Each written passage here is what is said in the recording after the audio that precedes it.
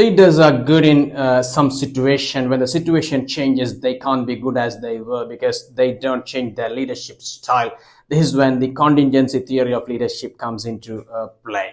If you take Sir Winston Churchill, he was a great leader for the UK during the wartime in 1940s.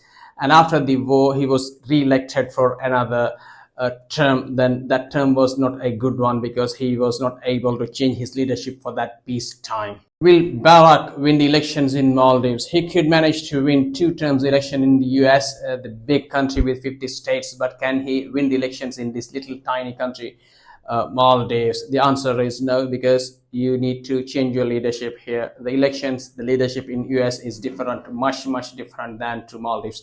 So if you want to win elections in Maldives, you have to change your leadership style. That applies to every single leaders and the situation.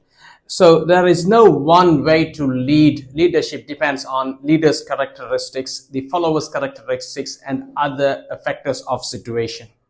The leaders have to maintain the dynamics of their leadership. When the situation changes, they have to change their leadership style as well. In this screen, you can see the continuum of leader behavior. In one end, you have the extreme authority. On the other end, it is the extreme democracy. That is right opposite to each other.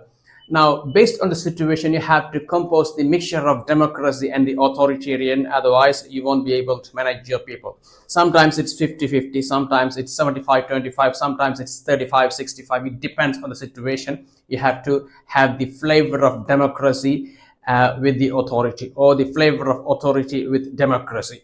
This is what we call the contingency theory of leadership. Let's have a look at this using an example here. If a father wants to make a decision to bring the family out for a dinner tonight to a restaurant, let the family members, little kids, to make a decision which restaurant to go. That's a minor decision. But if the father wants to make a decision to send one of the kids out to a country to study in a university, the country selection, university selection has to be done by the father or expert people.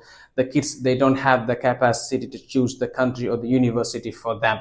So in the first case, father is being democratic when he let the people to make the decision to choose a restaurant. But in the second case, when he select the university for the kid, he is becoming a little bit autocratic. So the father should know how to be democracy, where to be in which situation, and where to be autocratic in which situation as well. This is where we talk about the contingency theory. So leaders, they have to have the dynamics to change, or followers, they change the leaders.